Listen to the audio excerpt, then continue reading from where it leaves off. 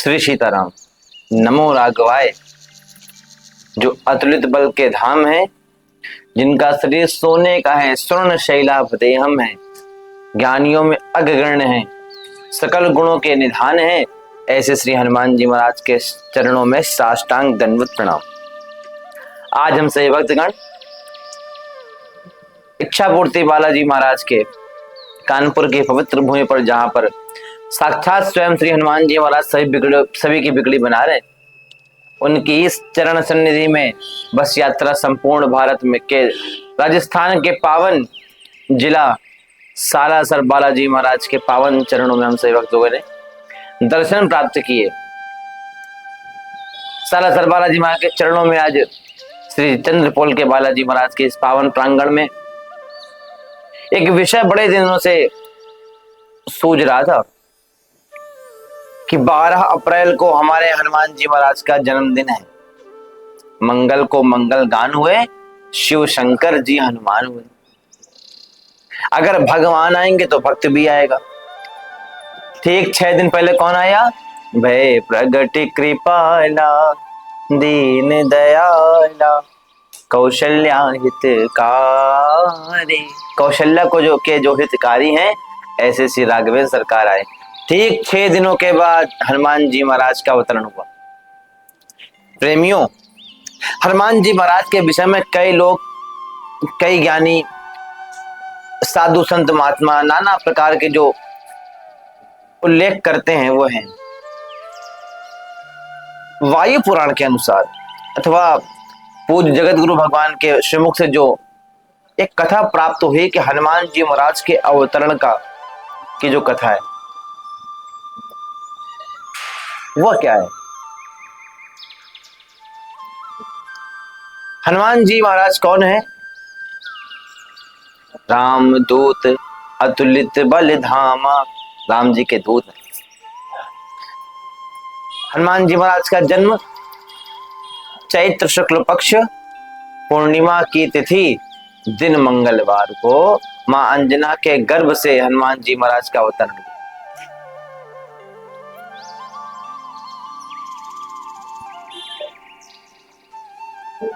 हनुमान जी महाराज के जो धर्म पिता हैं, वो धर्म पिता कौन है? श्री केसरी जी। और केसरी जी बहुत ज्यादा बलिष्ठ थे। इतने बलिष्ठ थे श्री केसरी जी कि केसरी जी का शरीर इतना बलवान था, कोई मामूली पिता के हनुमान जी पुत्र नहीं है। हनुमान जी महाराज के जो पिता हैं श्री केसरी जी, वो संपूर्ण जितना, वो पहले बात तो वो कपीश्वरों के ईश्वर हैं, कपिराज हैं, कपि के राजा हैं। और राजा हनुमान जी महाराज जिस ऋषमुख पर्वत पर जहां से हनुमान जी महाराज का जन्म होता है, वह पूरा पर्वत कपिराज श्री केसरी जी का राज्य है। वहां पर इतना सुंदर राज्य है केसरी जी का कि पूरा का पूरा वो पहाड़ ही सोने का है। लंका सोने की है, लेकिन लंका जहां पर स्थित है वो तो पहाड़ है। लेकिन हमारे श्री हनुमान जी, जिनके पिता श्री केसरी जी हैं, उनका तो राज्य ही सोने का है, पूरा पहाड़ ही सोने का है। इतना बल है श्री केसरी जी में कि अगर बाय चांस अकस्मात अगर श्री केसरी जी की पीठ में खुजली होती थी, तो श्री केसरी जिस पर्वत पर अपनी पीठ रगड़ देते थे, वह पर्वत चकनाचूर हो जाता था। और इस बात का संकट, जिस पर्वत पर वो अपनी पीठ रगड़ दें, वो पर्वत टूट जाए। और अगर पर्वत टूट जाए तो पर्वत की कंदराओं में जो ऋषि मुनि तपस्या करते थे, उनकी निर्मम हत्या हो जाती थी। सारे साधु संतों ने यह सोचा कि ये इतने वीर हैं, तो इनके पुत्र होगा वो कितना वीर होगा। इसीलिए हनुमान जी के लिए क्या कहा गया? महावीर विक्रम बजरंगी, कुमति निवार सुमति के संगी। तो साधु संतों ने श्री केसरी जी को श्राप दे दिया कि तुम्हारे तेज से, तुम्हारे वीर से कोई पुत्र ही पैदा नहीं हो। अब श्री केसरी जी उन साधु संतों के उस श्राप से ग्रसित होकर के जीवन व्यतीत करने लगे। और केसरी जी की पत्नी का क्या नाम है? अंजनी। और उमा अंजनी कौन है? मां अंजनी के लिए पूर्व जन्म की कथा कही गई कि मां अंजनी जो है वो ब्रह्म ऋषि ब्रह्मा जी के राज्य में ब्रह्मलोक में नाचने वाली एक नर्तिका है जिसका नाम है पुंजक स्थला। पुंजक स्थला नाम है उसका। अब पुंजस्थला एक दिन ब्रह्मा जी के राज्य में नाच रही थी। उसी समय पर देवराज इंद्र आया और देवराज इंद्र ने क्या किया? अपनी रत्नों से जड़ित माला को पुंजस्थला की ओर फेंका। तो पुंजस्थला जिस प्रकार से बानरी उछल करके जाती है और अपने फल को ले लेती है, ठीक उसी प्रकार से बानरी की तरीके उस नर्तिका ने उस माला को धारण कर लिया। अब धारण करने के बाद ब्रह्मा जी को क्रोध आ गया।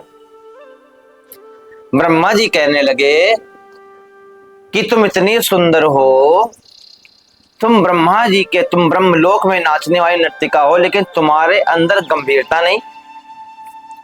अब देखा जाए तो अगर जो नाचने गाने वाली होती है वो गंभीर रहेगी तो वो मनोरंजन कैसे करेगी? तो पुंजस्थला को ब्रह्मा जी ने श्राप दे दिया कि तू बानरी हो जा, तू बंदरिया बन जा। और वही बानरी किसकी मां बनी? अंजनी, हनुमान जी की मां बनी।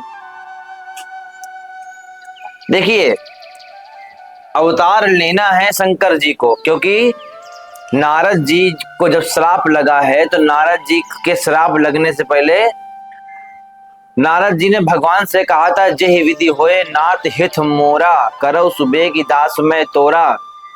जिस प्रकार से हमारा हित तो आप वही करिएगा। तो भगवान ने क्या बना दिया था? बंदर बना दिया था। तो शंकर जी ने तभी सोच लिया था कि अब हमारा हित इसी में है कि हम बंदर बन जाएं। और वही शंकर जी कौन बन करके आए?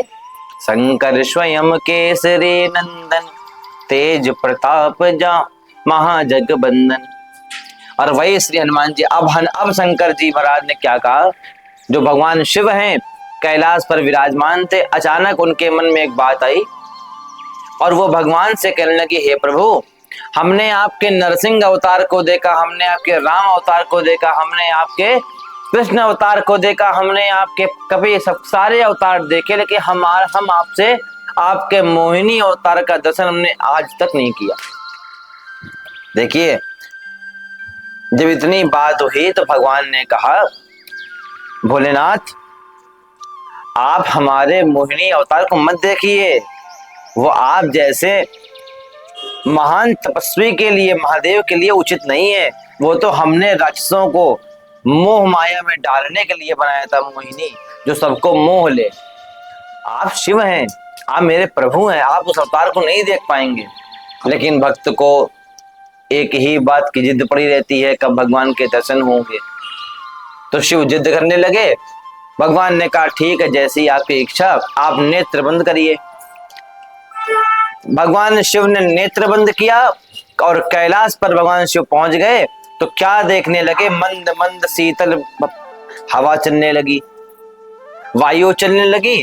एक काम रूपी एक ऐसा माहौल बन गया और सुंदर से मोहिनी भगवान फूलों की गेंद लुढ़काते, पैरों से लुढ़काते लुढ़काते शिव की ओर निकले। भगवान शिव तो शिव हैं। भगवान शिव ने ये नहीं देखा कि उनका बड़ा बेटा कार्तिकेय, उनका छोटा बेटा गणेश, उनकी पत्नी उनके वामंग में विराजमान है। लेकिन मोहिनी भगवान के उस रूप को देखकर भगवान शिव ऐसा मोहित हो गए कि अपनी लोग लज्जा छोड़ करके वो भगवान मोहिनी के पीछे पीछे चलने लगे। और एक समय ऐसा आया कि भगवान शिव का स्खलन होने लगा, भगवान शिव का तेज पृथ्वी पर गिरने लगा। जहां जहां पृथ्वी पर शंकर जी का तेज गिरा, वहां वहां रत्न उत्पन्न हुए। पुखराज, पन्ना, हीरा, मोती, ये सब भगवान शिव का तेज है, ये कोई रत्न नहीं है। भगवान शिव का जो दिव्य तेज था वही हीरा बना, वही पुखराज बना, वही रत्न बने। अंत तो गत्वा, जब जब वह तेज बहुत तेज गति से गिरने लगा तो ब्रह्म ऋषियों ने कमंडल में उस तेज को भर लिया। उसको बोलते दिव्य पात्र। अब भगवान शिव का तेज है।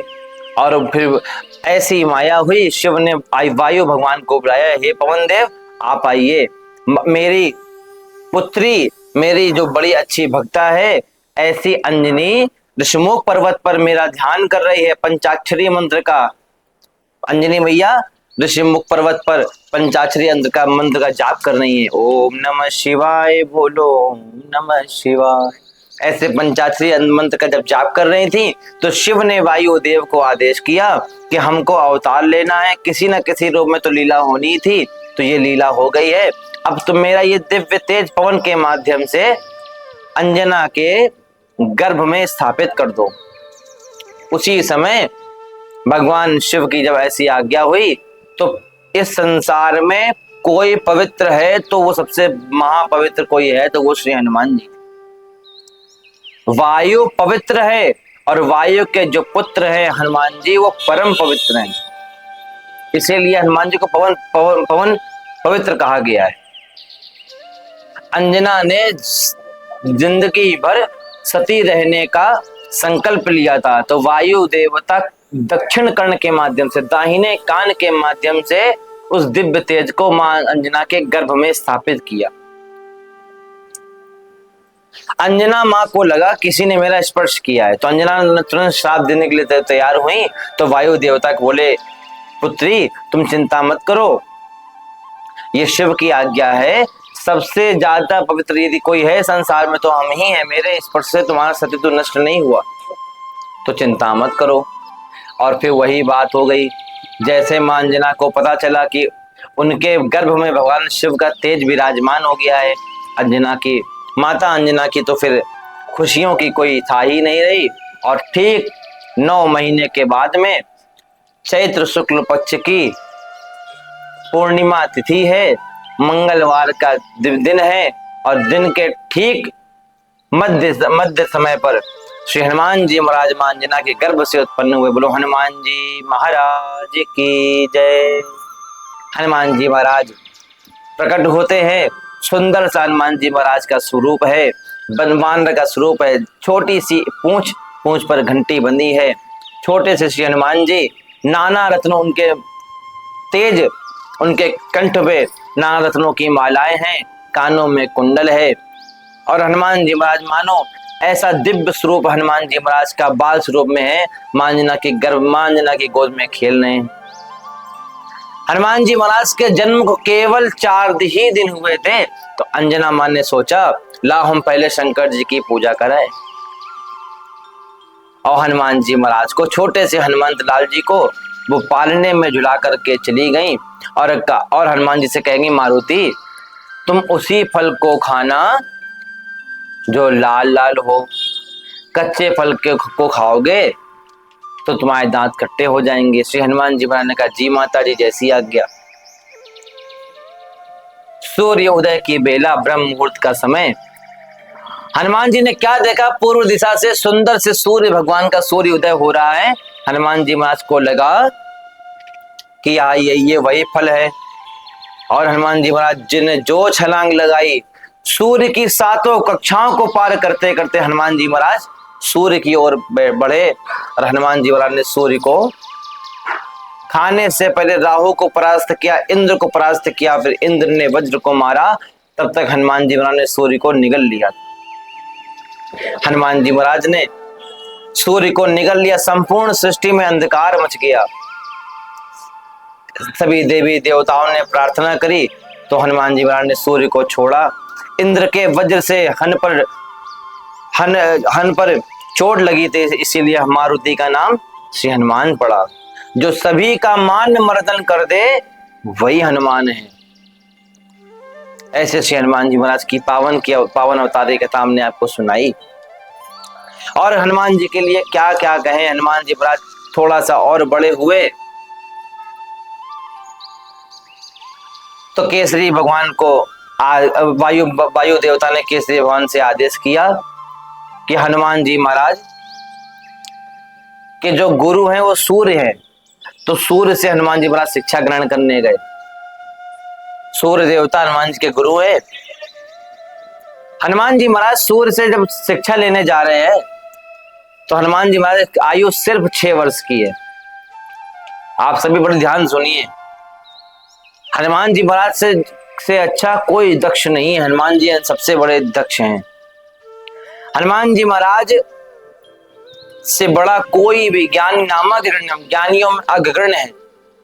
हनुमान जी महाराज की दक्षता का कोई पार ही नहीं पा सकता है।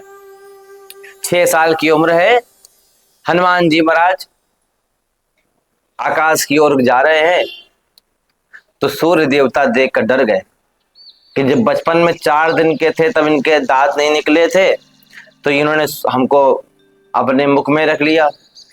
अब तो इनके दांत आ गए, कहीं कच्चा ना चबा जाए। सूर्य ने हनुमान को देखा, हनुमान ने सूर्य को देखा। हनुमान जी ने कहा गुरुदेव प्रणाम। सूर्य ने कहा कैसे गुरुदेव, ना तो हमने गुरु मंत्र दिया ना हमने गायत्री दी, तो गुरु कैसे हो गए? बोले हम आपसे शिक्षा लेने आए हैं। हनुमान जी महाराज ने सूर्य ने सोचा हनुमान जैसा अगर शिष्य मिल जाए तो जीवन में इससे बड़ा और क्या मेरे लिए हो सकता है। सूर्य भगवान ने कहा हनुमान तो हमसे शिक्षा लेने आए हो लेकिन हमसे शिक्षा ले नहीं पाओगे। बोलो कैसे? बोले हम कभी रुक नहीं सकते, मेरी चाल निरंतर चलती रहती है। हनुमान जी ने पूछा हनुमान सूर्य देवता आप कितनी चलते हैं? बोले हम एक क्षण में 4 योजन चलते हैं। हनुमान जी ने कहा हम एक क्षण में 8 योजन चलेंगे। शर्त सुनिए सभी विद्यार्थी जो कंडीशन रखते हैं गुरु के आगे हम कैसे कर पाएंगे। सूर्य ने कहा हम एक क्षण में 4 योजन चलते हैं। हनुमान जी ने कहा हम एक क्षण में 8 योजन चलेंगे। सूर्य ने कहा हमारी गति निरंतर चलती रहेगी, हम तो सीधा चलेंगे। हनुमान जी ने कहा हम उल्टा चलेंगे। आप सीधे चलिए, हम आपको तब देखते रहेंगे। सूर्य ने कहा हम इतने गर्म हैं तो हमारे उष्मा से तुम पिघल जाओगे। हनुमान जी ने कहा बचपन में आए तब आपको खा गए थे, अब बड़े हो गए। हे सूर्य, हे गुरुदेव, अगर आपकी उष्मा से मेरे शरीर में एक भी पसीना निकल जाए हम कक्षा छोड़ के चले जाएंगे। सूर्य ने कहा मेरे पास समय नहीं। हनुमान ने कहा मेरे पास भी टाइम नहीं है, मेरे पास केवल 4 क्षण है। और प्रेमियों केवल 4 क्षणों में हनुमान जी महाराज क्या बन गए? अतुलित बल धामम हेम शैलाबदेहम तनुज बन कृशानम ज्ञान नाम अग्रगण्यम जय हनुमान ज्ञान गुण सागर। 4 क्षणों में हनुमान जी ज्ञान के सागर बन गए। फिर कुछ ही दिनों के बाद में सूर्य देवता ने जब सारा ज्ञान हनुमान जी को दे दिया तो हनुमान जी ने कहा गुरुदेव दक्षिणा बताइए। तो सूर्य देवता ने कहा मेरा पुत्र है सुग्रीव, सुग्रीव का बड़ा भाई है बाली, बाली ने मेरे पुत्र को मार करके भगा दिया है, तो तुम जाओ सुग्रीव के राज्य में सुग्रीव के मंत्री बनकर के राज्य करो और सुग्रीव की मदद करो, क्योंकि राम सुग्रीव को ढूंढते ढूंढते तुम्हारे पास आएंगे। अब यहीं से बात आती है कि हनुमान जी महाराज की पहली मुलाकात राम जी से कब हुई। वाल्मीकि रामायण के अनुसार महाबली जो बाली है उसकी पत्नी, उसने अपनी पत्नी और अपने भाई की पत्नी का हरण कर लिया है और सुग्रीव को मार करके भगा दिया है। जब मार करके भगा दिया है तब निषाद ने कहा सुग्रीव ही तुम्हारी मदद करेंगे। जटायु जी ने कहा, जटायु जी ने कहा सुग्रीव के पास जाइए प्रभु, सुग्रीव अपने भाई से बड़ा परेशान है, आप उसके दुख दूर करिए, वो आपका दुख दूर कर देंगे। आज वो क्षण आ चुका है जब हनुमान जी महाराज की पहली मुलाकात राम से होनी है। हनुमान जी महाराज पर्वत पर, गंधमादन पर्वत पर ऊपर विराजमान है और सुग्रीव ने कहा हनुमान देखो जरा ये 2 धनुर्धारी कौन आ रहे हैं। हनुमान जी महाराज ने कहा आप चिंता मत करिए, देखिए यहाँ पे एक बहुत अच्छी बात समझाने का प्रयास करेंगे हम कि हनुमान राम जी किसको नहीं देखते हैं, किसको देखते हैं। हनुमान जी महाराज को लगा हम अगर ऐसे जाएंगे तो पता नहीं ये दोनों, अगर बाली ने भेजा होगा तो ये दोनों छिप के चले जाएंगे। तो हनुमान जी क्या बन के गए? ब्राह्मण बन के गए। पहली बार हनुमान जी ब्राह्मण बन के गए। लेकिन रघुनाथ जी ने कहा सुंदर कांड में, क्या कहा? सन्मुख होई जीव मोहि जब ही, जन्म कोटि अगनासी तब ही। और उसके पहले क्या कहा? निर्मल मन जन सो मोहि पावा, मोहि कपट छल छिद्र न भावा। राम जी को छल कपट पसंद नहीं है। और हनुमान जी क्या करके गए हैं? कपट करके गए हैं। मन में कपट रखा है हनुमान जी ने। कैसा कपट रखा है? अपने आप को बदल करके गए हैं। हनुमान जी, राम जी उनको कभी नहीं देखते जो अपने आप को बदल करके जाते हैं। आप जैसे हैं आप वैसे जाइए। सुग्रीव चाहते तो पंडित जी बन करके जा सकते, सुग्रीव तो विभीषण जी चाहते तो पंडित जी बन करके जा सकते थे, लेकिन विभीषण कौन था? ब्राह्मण के साथ में राजा था, तो राज मुकुट धारण करके गया। अब राम जी ऐसे खड़े हैं, लक्ष्मण जी ऐसे खड़े हैं, हनुमान जी सामने खड़े हैं, तो राम जी हनुमान जी को देख ही नहीं रहे क्योंकि कपट करके गए हैं। राम जी कहां देख रहे हैं? लक्ष्मण की ओर देख रहे हैं। और लक्ष्मण से कह रहे, लक्ष्मण ये कौन है? जिस तरीके से ये बोल रहे हैं हमसे, मानो यजुर्वेद का कोई ज्ञाता नहीं बोल सकता है।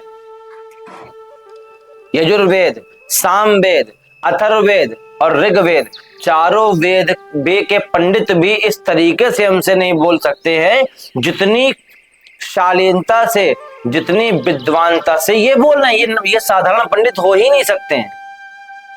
समझिए आप, हनुमान जी राम जी से इस तरीके से बोल रहे हैं। हनुमान जी कह रहे राम जी को देखकर कह रहे, राम जी आप दोनों कौन हैं? और आप दोनों को देखकर तो ऐसा लग रहा है कि आपकी जो बाजुएं हैं ना, ये बड़ी बड़ी भुजाएं, इस पे तो रत्नों की मालाएं सुशोभित होती है। आप किसी तपस्वी की संतान नहीं लग रहे हैं, आप किसी राजा राजश्री के संतान लग रहे हैं। लक्ष्मण जी ने कहा ये महाराज दशरथ के बड़े पुत्र हैं राम, हम छोटे पुत्र हैं लक्ष्मण, आप कौन हैं? बस जहां सुना हनुमान जी ने राम आए हैं, हनुमान जी ने तुरंत छल कपट त्याग करके अपने दिव्य स्वरूप में आ गए और साष्टांग दंडवत प्रणाम किया, हे प्रभु हमें क्षमा करिए, हम आपके सामने कपट करने आए।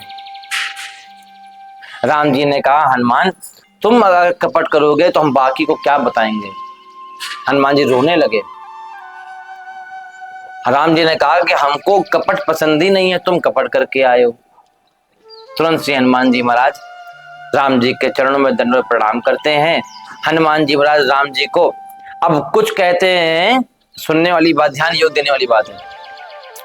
कुछ पंडित जी या कुछ कथा व्यास कहते हैं कि हनुमान जी महाराज ने राम जी को एक कंधे पर, लक्ष्मण जी को दूसरे कंधे पर लेकर के सुग्रीव के पास ले गए। ये 100 में 90 लोगों को पता होगा, लेकिन हकीकत पता है क्या है? राम कौन है? भगवान है। लक्ष्मण कौन है? भक्त हैं।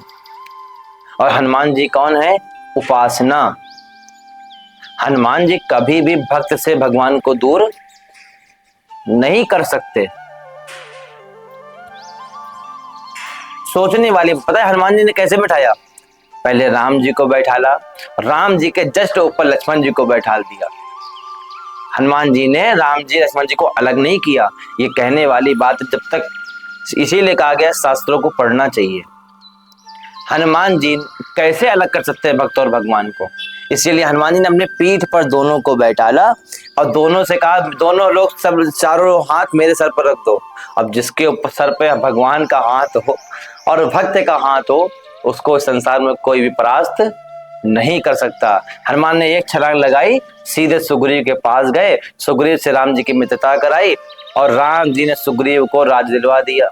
फिर सुग्रीव 4 महीने के लिए राज्य करने लगे। लक्ष्मण जी गए, सुग्रीव से कहा क्यों तुमने वादा किया था हमको सीता से मिलवाओगे? सुग्रीव ने आदेश किया बंदरों जाओ ढूंढ कर जानकी को लेकर के आओ। सुग्रीव, अभी तक सुग्रीव के महामंत्री हनुमान जी थे, अब थोड़ी ही समय के बाद में सुग्रीव, हनुमान जी क्या हो जाएंगे?